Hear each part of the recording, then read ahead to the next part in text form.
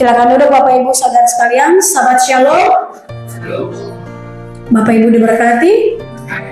Kita bersuka cita karena Bapak Yahweh sangat amat baik. Semua tadi sudah bersaksi tentang kebaikan Bapak Yahweh, terbukti tidak selamanya kita mengalami mujizat terus kita enak-enakan. Ada halnya di mana kita harus punya iman yang bertumbuh untuk menarik mujizat tetap terjadi. Untuk itu kita menjadi anak-anak yang bukan anak-anak gampangan. Nah, malam hari ini Bapak Ibu, kita akan belajar dari kebenaran firman. Saya beri tema untuk kebenaran firman malam hari ini, bicara tentang nazar tanpa hikmat. Ini tema kita di hari ini Bapak Ibu, nazar tanpa hikmat. Nah Bapak Ibu, saya ambil tema ini berdasarkan salah satu kisah, salah satu tokoh yang menjadi pelajaran untuk kita belajar hari ini. Kita akan belajar tentang pribadi ini, bagaimana dia bernazar tapi tidak memakai hikmat. Bapak Ibu tahu tentang nazar?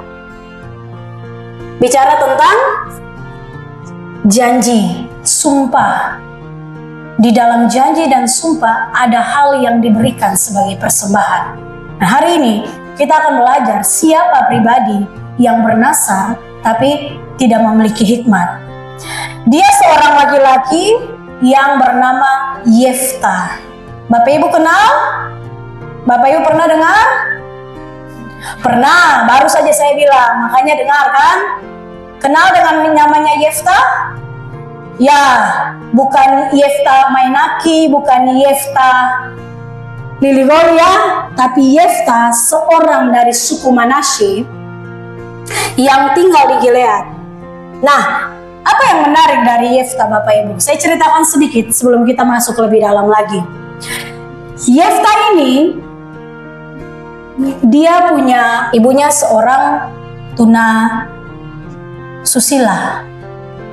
Tunasusila atau seorang pelacur. Nah, waktu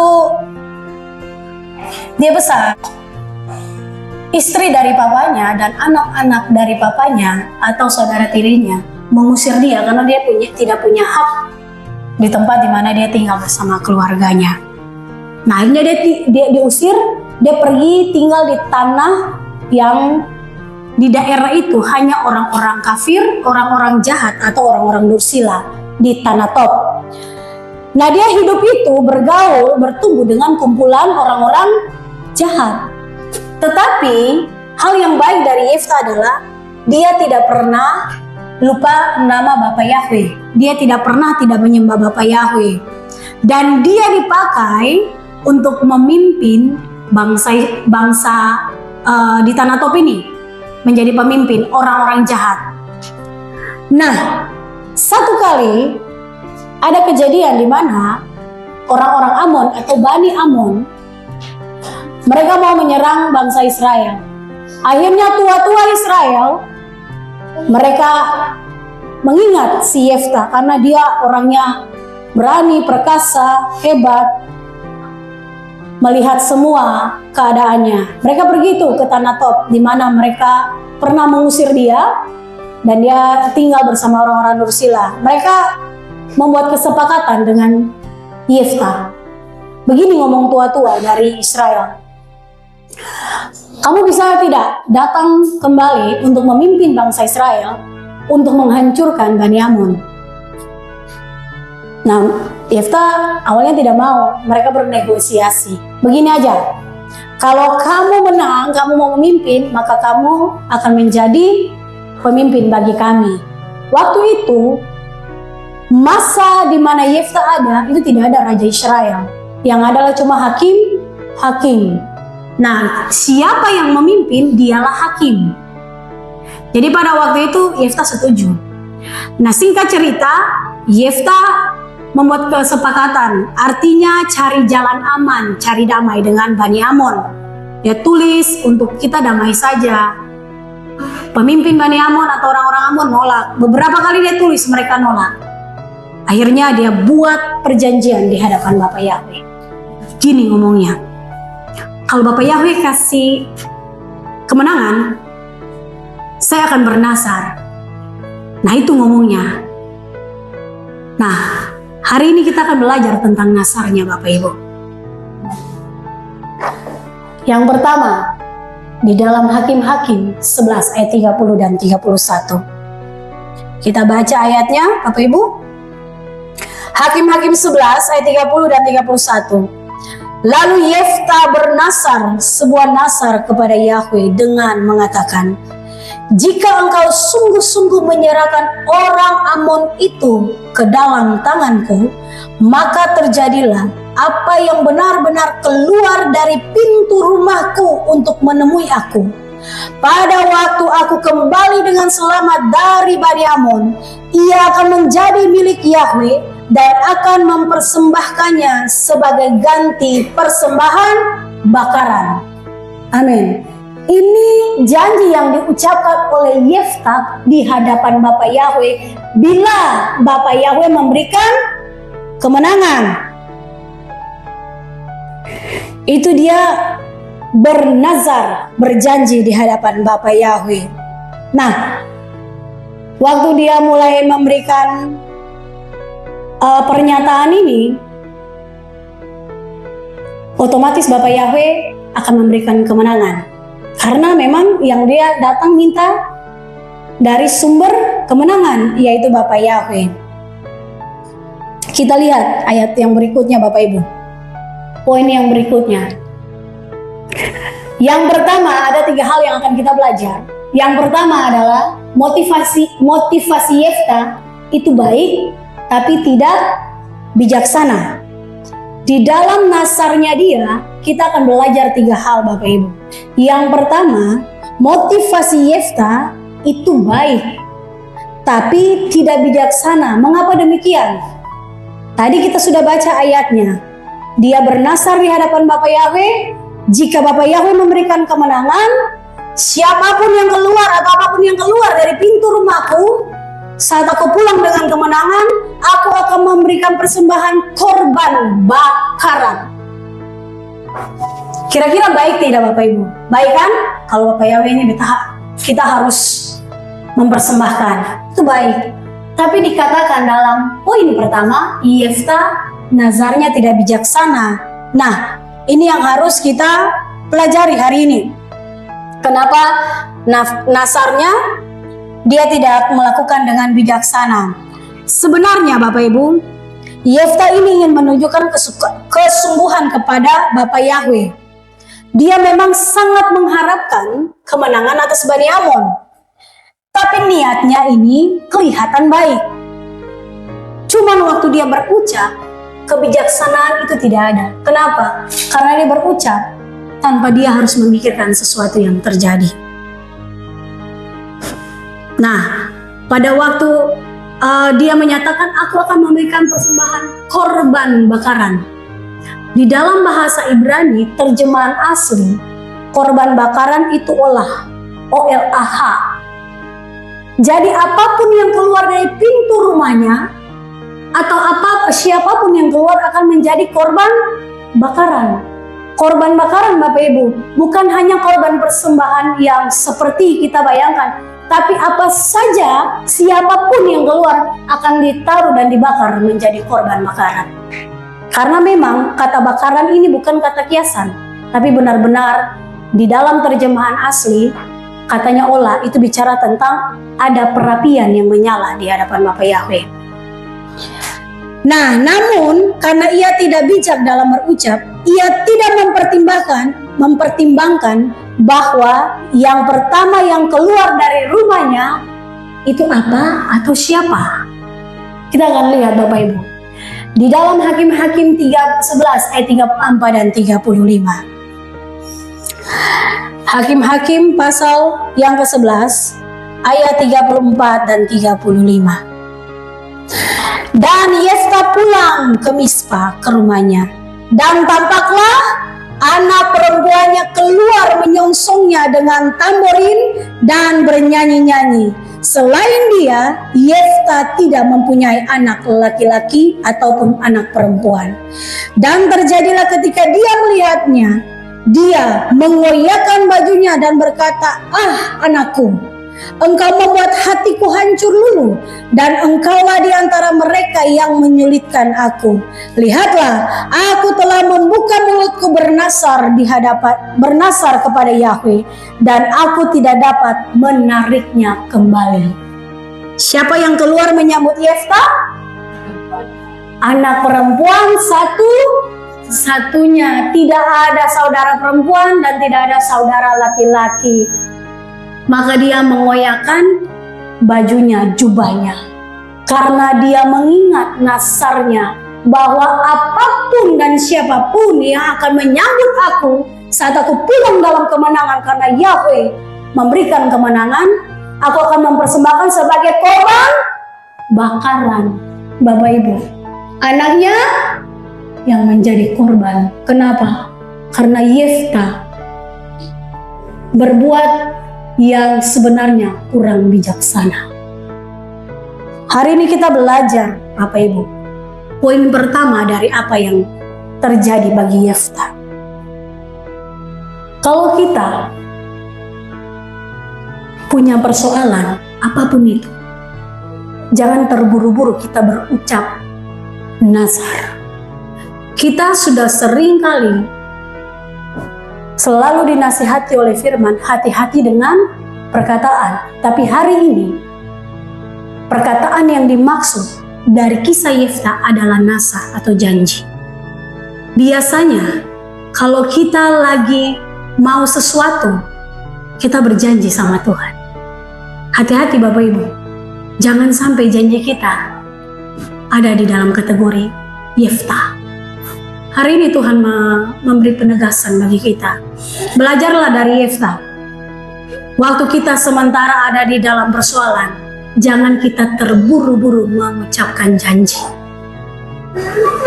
Kalau memang ada niat untuk membalas kebaikan Tuhan, biarlah itu berjalan sesuai dengan cara Tuhan, bukan dengan janji nazar kita yang bisa menjerumuskan kita seperti Yeftah. Kitab suci mencatat dia tidak punya anak lagi selain perempuan yang dia kasih, anak perempuan ini.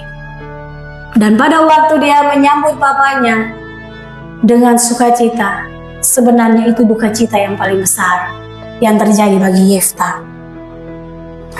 Ia tidak mempertimbangkan bahwa yang pertama yang bisa saja keluar dari rumahnya itu bisa anak perempuannya yang tunggal. Kalau kita membuat janji terkhusus untuk Bapa Yahweh, terkhusus untuk Yeshua, terkhusus untuk Elohim yang hidup, berhati-hatilah. Kalau hari ini, saya mau bilang, ada janji yang pernah kita ucapkan, kita harus selesaikan di hadapan Tuhan. Saya ingat dulu, usia saya lupa, pokoknya sekitar mungkin SD. Orang tua saya pernah bawa saya sama kakak di depan untuk didoakan, diserahkan sama Tuhan. Waktu itu masih SD. Diserahkan. Waktu itu mama tidak ngomong sama gembala saat itu, si A atau si B, saya atau kakak. Tapi saya menyerahkan salah satu dari anak saya dipakai sama Tuhan. Karena saya sudah SD, saya tahu didoakan, tumpang tangan. Itu nazar yang seperti apa yang terjadi untuk Yeftah. Makanya waktu pergolakan dalam seluruh kehidupan saya mengerti. Karena mama pernah menyerahkan saya untuk Tuhan. Makanya bagaimana cara saya punya nazar dari mama kepada Tuhan harus terus terjadi karena dia bernazar untuk Tuhan, bukan di hadapan manusia. Nah, ini yang terjadi Bapak Ibu. Kalau kita bernazar, hati-hati, jangan sampai yang terkasih di dalam hidup kita juga seperti yang terjadi bagi Yeftah. Karena anak perempuan yang menyambut dia tidak pernah berpikir. Hari ini kita belajar, kalau pernah kita bernazar Bapak Yahweh, Kalau saya dikasih A, dikasih B, Bapak Yahweh kalau jawab doa saya, Bapak Yahweh kalau saya lepas dari masalah saya, Bapak Yahweh kalau saya sembuh dari sakit saya, Bapak Yahweh kalau saya dibebaskan dalam semua keadaan, saya akan titik-titik. Kalau hari ini ada, mari kita belajar. Masih ada kesempatan untuk kita minta ampun. Saya mau bilang, Yefta dia salah karena dia tidak meminta pengampunan atau membatalkan nazarnya. Nazar bisa dibatalkan? Bisa. Bapak Yahweh itu Maha Pengampun, Bapak Ibu. Dia mengerti kondisi kita, emosional kita, kadang bersuka cita, kadang marah, kadang sedih, kadang tertawa, kadang tersinggung. Dia memahami. Tapi pada waktu kita ada dalam emosional yang tidak stabil, jangan ucapkan janji. Kalau kita lagi bersuka cita, jangan buat janji. Kalau kita lagi marah, jangan buat keputusan. Semuanya pasti 100% salah. Nah, ini yang terjadi bagi Yefta, Bapak Ibu. Hari ini kita belajar dalam poin yang pertama. Kalau kita punya niat baik untuk mempersembahkan sesuatu karena kebaikan Tuhan, tidak apa-apa.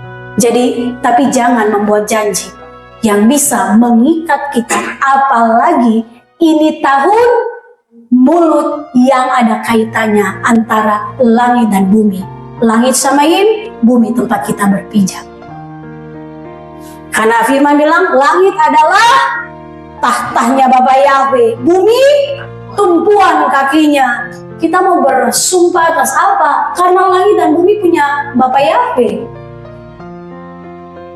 Apakah kita tidak boleh bernasar? Yang penting kita sanggup menepatinya. Nah, hari ini Bapak Ibu, lewat pelajaran ini, kita bisa melihat apakah atau mengingat kita pernah berjanji waktu kita ada di titik-titik terendah dan Tuhan menolong kita. Ketulusan tanpa hikmat bisa membawa bencana. Niat kita baik, niat kita tulus, tapi harus berhikmat. Kalau tidak, itu akan mendatangkan bencana bagi yang bernasar. Tuhan tidak ingin persembahan buta, tapi ketaatan yang cerdas. Lebih baik kita taat daripada kita memberikan persembahan yang sejatinya Tuhan tidak pernah meminta. Dia bernasar, bukan Tuhan yang suruh dia bernasar, Bapak Ibu. Dia sendiri yang mengucapkan janji atau sumpahnya di hadapan Tuhan. Bapak Yahweh tidak pernah meminta. Apakah kita tidak boleh memberikan persembahan? Boleh. Dan itu harus. Tetapi kalau persembahan kita tidak tulus, itu juga percuma. Tetapi kalau ketaatan tidak ada di dalam persembahan, itu pun akan mendatangkan sesuatu yang tidak baik dalam hidup kita. Dari poin pertama dalam kisah Yefta, kalau kita sudah bernasar, biarlah itu ada dalam kebijaksanaan Tuhan, ada dalam hikmat Tuhan. Ya Bapak Ibu, poin yang berikut yang kedua. Nazar yang disampaikan oleh Yefta itu dipengaruhi oleh budaya. Tadi kita tahu dari kisahnya, Yefta itu tinggal di tanah Tob, di daerah orang-orang jahat. Ya kan?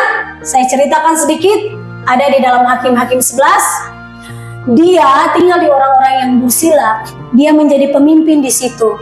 Nah, pastinya pergaulannya, cara pandangnya, budaya, dan keadaan sekitarnya itu mempengaruhi dia di dalam sesuatu yang mereka persembahkan. Karena mereka menyembah dewa-dewa mereka saat itu. Jadi dia melihat persembahan itu dari lingkungannya. Jangan sampai kita bawa persembahan seperti orang-orang di sekitar kita.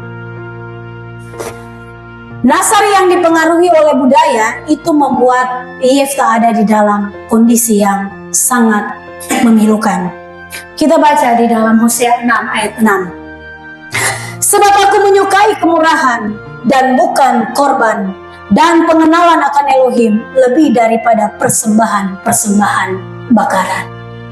Di dalam Hosea 6, Bapak Yahweh lebih suka kemurahan daripada persembahan-persembahan bakaran.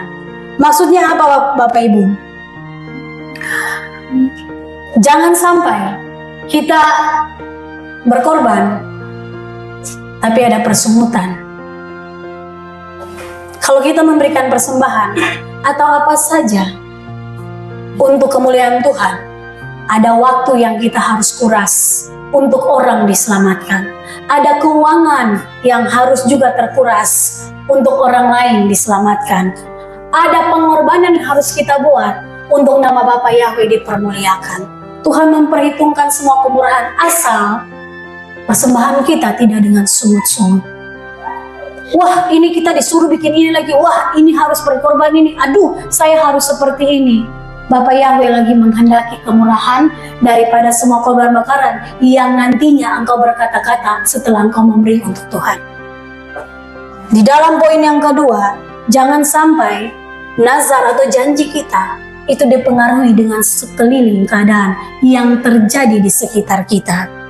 Nah, saya mau bilang Bapak Ibu, tadi kita membaca kisah dari Yefta dengan anak perempuannya yang dinazarkan harus dibakar sebagai korban bakaran. Nah, itu kan tidak mungkin Bapak Ibu. Manusia sebagai korban bakaran. Ingat kisah Yitzhak? Nah, kalau kitab Yasher, kitab orang jujur mencatat, karena memang kisahnya tidak terlalu lengkap di kitab yang kita pegang. Kenapa sampai Bapak Yahweh bilang begini? Sampai Ishak harus dipersembahkan sebagai korban yang hidup. Mengapa? Itu bukan karena Bapak Yahweh yang meminta Bapak Ibu. Kitab Yasher mencatat, pada waktu Ismail setelah dia dikeraya atau disunat, dia ngomong begini sama Ishak. Hai Ishak, supaya kamu tahu, aku sudah dikeraya, saya sudah disunat. Karena itu aku melakukan Torah, itu perintah Bapak Yahweh. Nah, ini ngomongnya si Ishak sama Ismail. Kamu baru secuil yang dikeraya atau disayat. Kalau saya akan mempersembahkan seluruh hidup saya untuk kemuliaan Bapak Yahweh. Ketangkap tuh omongannya si Ishak. Akhirnya waktunya tiba, Bapak Yahweh menanti janjinya. Bisa tangkap Bapak Ibu Saudara sekalian? Jadi bukan Bapak Yahweh meminta Yitzhak untuk mempersembahkan dari Abraham itu, bukan. Karena Yitzhak yang berkata-kata bahwa dia akan mempersembahkan tubuhnya sebagai persembahan yang hidup. Nah, hati-hati dengan setiap janji yang kita keluarkan untuk Tuhan. Karena waktunya kita harus melakukannya. Nah, kasihannya si Yefta tidak membatalkan itu. Bisa batal, bisa. Apa yang harus kita lakukan setelah batal? Kita bersedekah. Kita memberi penggantinya. Nah, ini ya Bapak Ibu ya. Makanya, kalau korban bakaran tidak bisa, Bapak Yahweh sudah menyiapkan domba yang ada di tebing. Itu cara Tuhan, karena Tuhan tidak berkenan kalau manusia menjadi korban bakaran. Bisa dilihat di dalam kitab Imamat 18 ayat 21. Imamat 18 ayat 21. Ini yang menjadi dasar Bapak Yahweh tidak berkenan untuk manusia dikorbankan. Imamat 18 ayat 21. Dan dari benihmu engkau tidak boleh menyerahkan untuk mengorbankannya kepada Molok, dan engkau tidak boleh mencemarkan nama Elohimmu. Akulah Yahweh. Jadi jangan berpikir bahwa pada waktu kita baca Yefta tadi, karena dia sudah bernasar, akhirnya Bapak Yahweh mengiyakan untuk menerima anaknya dibakar habis sebagai persembahan atas nazarnya. Tidak Bapak Ibu. Nah, ini yang saya mau bilang, jangan kira Tuhan bisa disenangkan dengan hal-hal besar, tetapi bertentangan dengan firman-Nya. Ia lebih menginginkan pengenalan dan ketaatan sejati. Ingat Bapak Ibu, kalau kita buat nazar, jangan karena wah ini karena untuk Bapak Yahweh, kita berikan semua yang menurut kita itu terbaik. Tapi sejatinya tidak sesuai dengan firman-Nya. Yang harus kita lakukan untuk bernasar atau memberi persembahan sesuai nasar kita di hadapan Bapa Yahweh adalah sesuai firman-Nya. Jangan keluar dari ketetapan Bapa Yahweh. Ada amin? Amin. Jangan sampai kita memberi, kita pikir ini yang terbaik, tapi tidak sesuai dengan kebenaran firman Tuhan.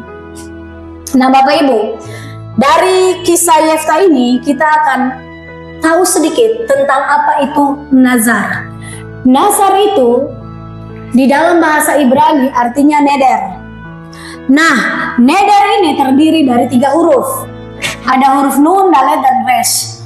Neder atau nazar adalah sumpah atau janji kepada Tuhan yang adalah Bapa Yahweh dalam Yesua, digunakan ketika seseorang berjanji akan memberikan sesuatu kepada Tuhan sebagai tanda syukur, komitmen, atau dalam kondisi tertentu yang dimaksudkan seperti Yefta. Jadi kata nazar Bapak Ibu itu sesuatu yang diberikan dengan kondisi seperti Yefta. Saya sering temukan dulu waktu saya masih ada di Sumatera, teman kuliah saya minta tolong saya untuk berdoa. Karena mereka tahu saya pelayanan, minta tolong berdoa. Setelah berdoa mereka kasih uang di dalam amplop, bahasanya itu nasar. Saya bingung, dari mana pengajaran ini berbicara tentang itu nasar?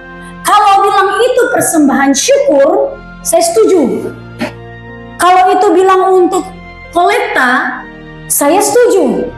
Tapi kalau bilang uang yang ditaruh di amplop setelah kita mendoakan mereka atau sesuatu terjadi, tidak bilang itu nasar, Bapak Ibu. Ingat, firman tadi bilang apa? Bapak Yahweh tidak butuh sesuatu yang besar kalau bukan dari firman Tuhan. Kadang orang yang berduit, mereka biasa setelah mengalami mujizat, mereka datang dengan keuangan yang besar. Itu biasa terjadi dan kami alami. Yang pembuat mujizat itu bukan kami, Bapak Ibu, Bapak Yahweh. Yang Bapak Yahweh mau bukan nasar itu, tapi hidupmu sebagai alatnya, hidupmu sebagai saksinya. Itu maksudnya. Dan saya rasa agak aneh waktu saya lihat, kok nazarnya seperti ini. Nah setelah saya masuk di dalam kebenaran, dalam pola Ibrani, baru saya ngerti, nazar yang dimaksud itu bukan seperti yang pernah saya alami. Itu adalah tanda yang dimana kita berkomitmen seperti Yefta. Dia mengucapkan janji di hadapan Tuhan. Nah, dari angka gematria dari kata neder atau nazar ini, dari huruf nun, dalet, dan resh, ada angka yang kita terima atau kita dapatkan. Nun itu angkanya 50, dalet itu 4, resh itu 200. Totalnya 50, 4, 200, 254. 254 nilai gematria dari kata nazar atau neder itu adalah mengingatkan kita bahwa setiap janji atau sumpah yang diucapkan memiliki berat atau bobot di hadapan Tuhan. Jadi bukan sekedar kita berucap seenaknya saja Bapak Ibu. Karena itu ada sesuatu yang berharga. Dia punya kualitasnya itu luar biasa di hadapan Tuhan. Tidak ada kata yang ringan ketika kita ucapkan itu di hadapan Sang Maha Kudus. Jadi berhati-hatilah dalam nasarmu. Apapun kondisimu saat ini, jangan pernah kita ucapkan janji, nasar, tanpa kita berpikir dulu kalau kita sanggup atau tidak. Ini yang harus kita belajar dari apa yang terjadi Bapak Ibu dari Yefta. Beda dengan Samson atau Simpson. Nazir Elohim. Nazir itu karena memang dari dalam kandungan dia sudah dinubuatkan untuk dipersembahkan bagi Bapa Yahweh. Tapi kalau nazar itu sesuatu yang kita rindukan, kita beri untuk Tuhan karena kebaikan Tuhan atas hidup kita. Makanya kalau kita berucapkan janji atau bernasar, berhati-hati.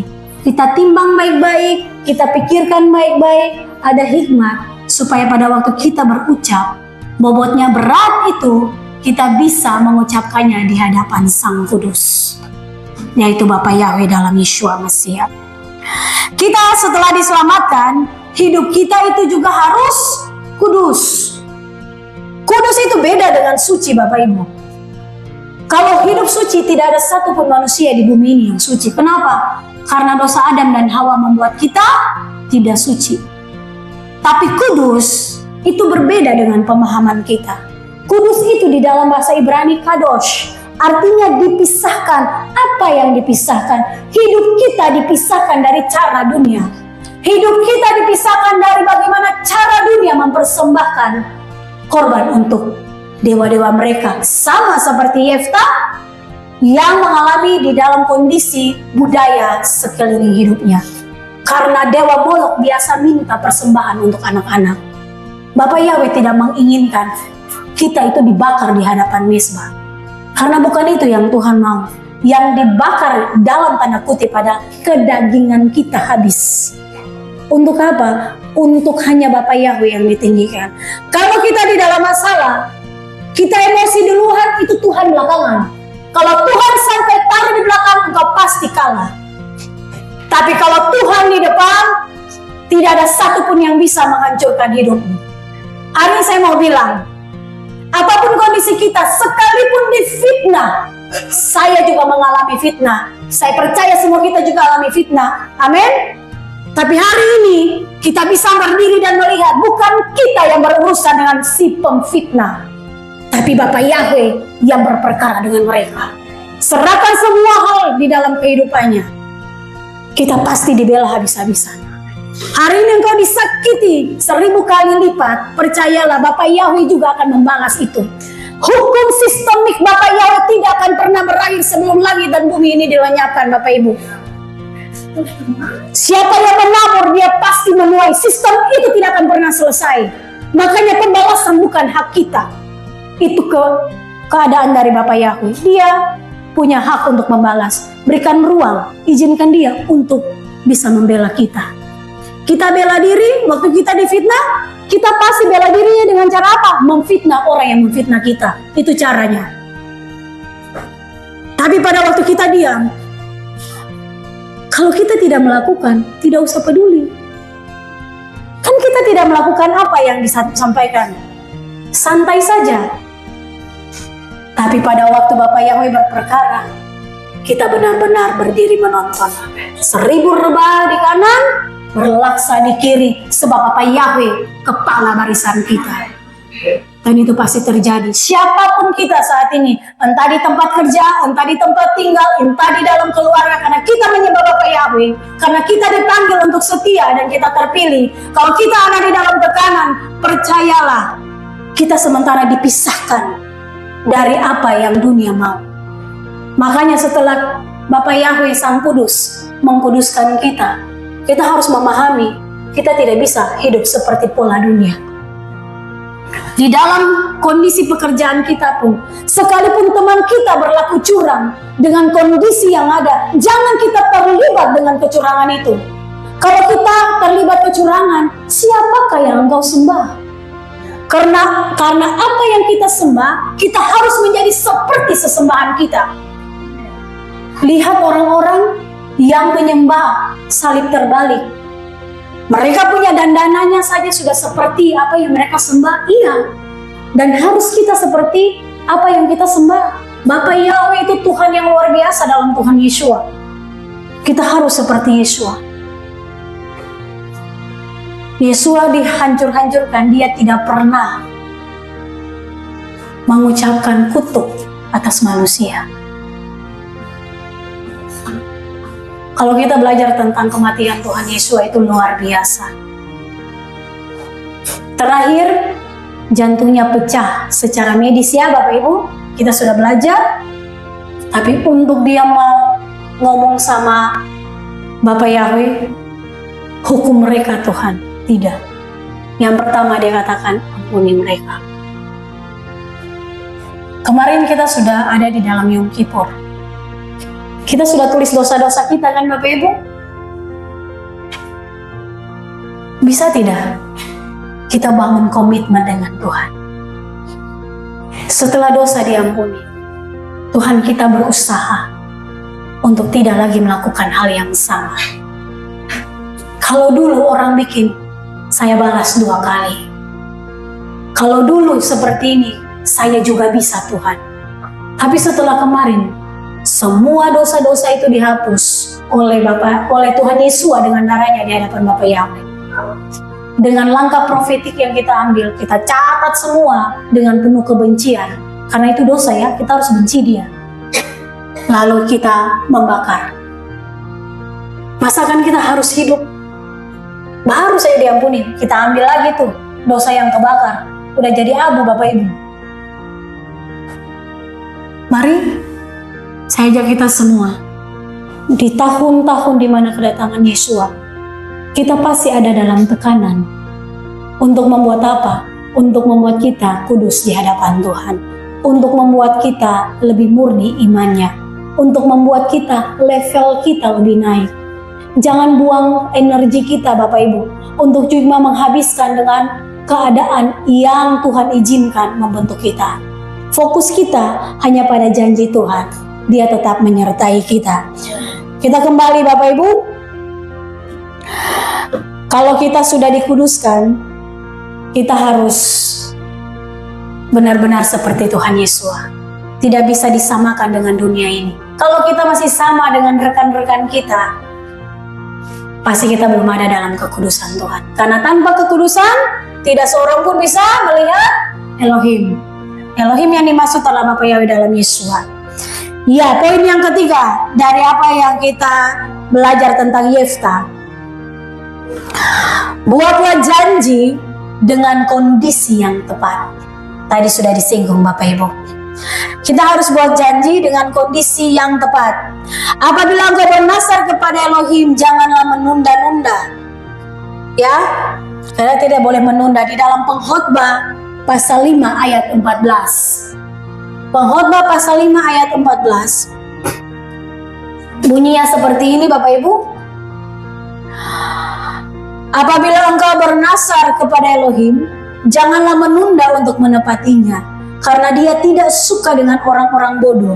Penuhilah apa yang telah engkau nazarkan itu. Lebih baik jika engkau tidak bernazar daripada bernazar dan tidak menepatinya. Malam ini kita belajar dari Yefta. Lebih baik kita tidak bernazar Bapak Ibu. Karena Bapak Yahweh itu tidak pernah meminta kita untuk berjanji bersumpah di hadapannya. Dia butuh ketulusan, bukan keterpaksaan kita. Kalau kita mau lakukan untuk Tuhan, kita punya komitmen, tapi jangan ucapkan ada kata yang keluar. Karena itu ditangkap dan pasti harus terjadi. Jangan sampai seperti Yefta. Akhirnya dia harus penuhi. Nah, anak perempuannya itu, ini ada sedikit argumentasi atau pemahaman. Apakah benar anak perempuan Yefta itu dibakar atau tidak? Ya Bapak Ibu. Kalau kita lihat di Hakim-Hakim 11 ya, ayat 36. Namun jawabnya kepada ayahku, kepadanya. Ini jawaban anak perempuan si Yefta. Ayahku, jika engkau telah membuka mulutmu bernasar kepada Yahweh, maka berbuatlah kepadaku apapun yang telah keluar dari mulutmu. Karena Yahweh telah mengadakan pembalasan bagimu terhadap musuhmu, yakni Bani Amon itu. Kemudian dia berkata kepada ayahnya, izinkanlah aku melakukan hal ini. Berilah aku waktu 2 bulan lamanya supaya aku pergi dan mengembara ke pegunungan serta menangisi kegadisanku, aku dan teman-temanku. Dan Yefta menjawab, pergilah, dan dia membiarkan anak perempuannya itu pergi 2 bulan lamanya. Dan pergilah gadis itu, ia bersama-sama dengan teman-temannya, dan dia pun menangisi kegadisannya di pegunungan. Dan pada akhir 2 bulan itu ia kembali kepada ayahnya, dan ayahnya melakukan nazarnya atas anak perempuannya yang telah dinasarkannya itu. Jadi gadis itu tidak pernah kenal pria, dan telah menjadi adat Israel bahwa dari tahun ke tahun anak-anak perempuan Israel meratapi anak perempuan Yefta orang Gilead itu selama 4 hari dalam setahun. Nah Bapak Ibu, Dari kisah ini kita temukan ya, tadinya harus jadi korban bakaran, tapi Bapak Yahweh tidak pernah meminta manusia itu dibakar hidup-hidup. Seperti Imamat 18 ayat 21 tadi, itu persembahan bagi dewa-dewa, ilah-ilah bangsa, dewa Molok namanya. Bapak Yahweh tidak mengindahkan itu. Nah, kalau kita baca kisahnya sampai akhir dari Hakim-Hakim 11, perempuan atau anaknya si Yefta ini, dia istilahnya tidak pernah dijamah atau tidak diizinkan untuk kawin dengan laki-laki manapun. Kalau Yefta punya anak perempuan tadi dibilang sesuai adat Israel. Itu bedanya. Nah, hati-hati Bapak Ibu, jangan sampai kita bernasar, kita tidak menepatinya, tapi anak-anak kita yang kena, turunan kita yang kena. Apakah Bapak Yahweh jahat? Tidak. Dia tidak pernah meminta nasar, kita yang berucap di hadapan dia. Sistemnya tidak bisa hilang, karena dia mengatakan firman tidak akan kembali dengan sia-sia. Artinya pasti terjadi. Nah, dari sini Bapak Ibu, firman Tuhan di dalam kitab Pengkhotbah bilang, apabila engkau bernasar kepada Elohim, jangan tunda. Hari ini saya mau tanya untuk kita, kalau hari ini kita bernasar dan kita ingat, oh iya saya pernah berjanji di hadapan Tuhan, kita dikasih kesempatan untuk mengingat dan kita melihat kita bisa untuk melakukannya, lebih baik lakukan sekarang, jangan tunda. Tetapi kalau kita tidak bisa menepatinya seperti orang-orang bodoh, lebih baik kita jangan bernasar. Kalau kita mengingat nasar kita dan itu kita pikirkan, kita flashback kembali karena apa yang sudah difirmankan, oh ya mungkin kita tidak bisa. Berarti kita mohon ampun di hadapan Tuhan. Nah, janji atau sumpah yang diucapkan Yefta itu keliru, tetapi dia menepatinya. Ini menunjukkan keseriusan dalam berurusan dengan Tuhan. Harus diteladani, namun janjinya gegabah. Artinya, Yefta sekalipun dia janji gegabah, sekalipun dia janjinya itu keliru, tetapi kita belajar dari hal positif. Dia tetap menepatinya. Hari ini kita belajar, kalau engkau sanggup menepati janjimu yang pernah engkau ucapkan untuk Bapa Yahweh dalam Yesua, silahkan tepati, jangan tunda waktu. Seperti pengkhotbah berkata dalam Pengkhotbah 5 ayat 4-5. Tetapi kalau memang engkau berpikir engkau tidak bisa, engkau mohon ampun, masih ada kesempatan untuk kita diampuni. Lebih baik jika engkau tidak bernasar. Iya, tadi firman bilang, Tuhan tidak meminta kita bernasar, tetapi kita sendiri yang bernasar. Kita harus mempertanggungjawabkan itu, dan kita harus berhati-hati dalam berbicara atau di sini ucapkan janji di hadapan Bapa Yahweh. Yefta mengajarkan sesuatu tentang janji, yaitu jangan bermain-main dengan janji di hadapan Tuhan. Bernasarlah dengan hati yang penuh hormat, bukan dengan tergesa-gesa. Yang terakhir Bapak Ibu, ini quotes untuk kita. Kemenangan sejati bukan hanya mengalahkan musuh, tetapi juga menguasai lidah dan keputusan hati. Kuasai seluruh perkataan kita, kuasai seluruh keputusan sikap hati kita, supaya yang keluar untuk kita ucapkan adalah hal-hal yang bijaksana, yang penuh hikmat. Demikian isi firman Tuhan, diberkatilah kita semua. Amin.